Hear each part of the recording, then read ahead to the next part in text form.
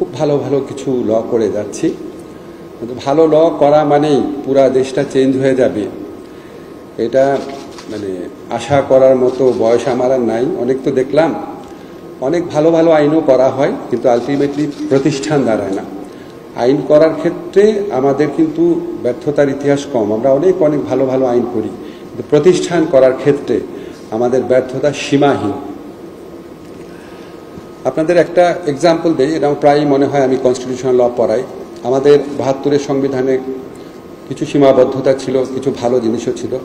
একটা খুব ভালো বিধান ছিল যে রাষ্ট্রপতি প্রধান বিচারপতিকে ইন্ডিপেন্ডেন্টলি নিয়োগ করবে। আপনারা সবাই এখানে মোটামুটি লয়ের ব্যাকগ্রাউন্ড আছে, আপনারা জানেন।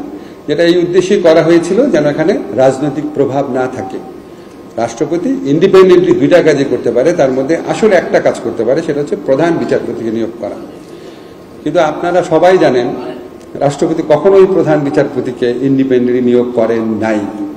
প্রধানমন্ত্রী ইচ্ছা অনুযায়ী বাংলাদেশে সবসময় প্রধান বিচারপতি নিয়োগ পেয়েছে, এবং আমরা এই ক্ষেত্রে এমন প্রধান বিচারপতিও পেয়েছি যারা মানবাধিকার লঙ্ঘনের ক্ষেত্রে নেতৃত্ব দিয়েছেন, বাংলাদেশের নির্বাচন ব্যবস্থা ধ্বংস করার ক্ষেত্রে নেতৃত্ব দিয়েছেন, বাংলাদেশের গণতন্ত্র ধ্বংস করার ক্ষেত্রে নেতৃত্ব দিয়েছেন, এবং যারা গুম, বিচার বহির্ভূত হত্যাকাণ্ড, এই সমস্ত নিজের চোখে দেখে সমস্ত কিছু উপেক্ষা করেছেন, এবং যেই সমস্ত বিচারক এই মানবাধিকারের লঙ্ঘনের পক্ষে সোচ্চার ভূমিকা রেখেছে তাদের শাস্তি দানে ব্যর্থ হয়েছেন।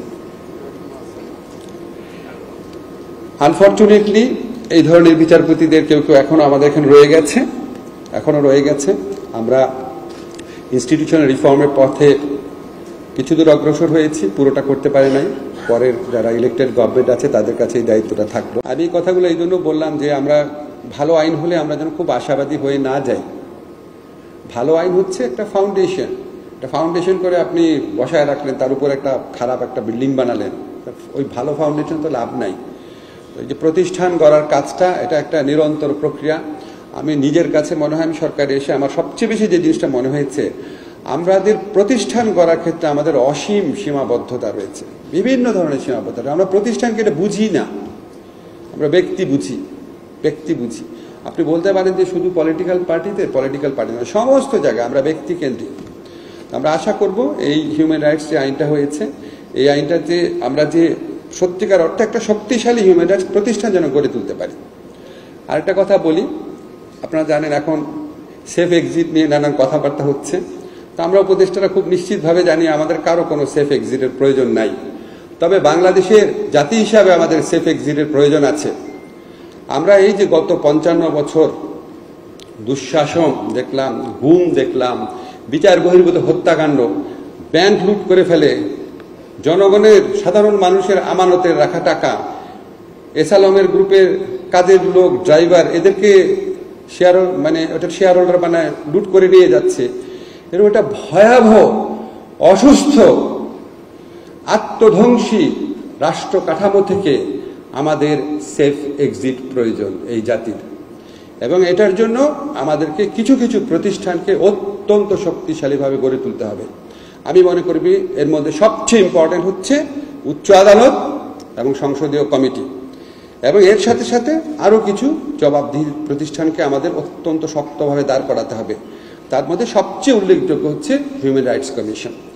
এটা যদি আমরা করতে ব্যর্থ হই, আমাদের এই রুমে যারা আছি, আমাদের বিদেশি বন্ধুরা ছাড়া, আর এই রুমের বাইরে বাংলাদেশে যে মানুষজন আছে, তারা যে কেউ যে কোনো সময় গুরুতর হিউম্যান রাইটস লঙ্ঘনের শিকার হতে পারে।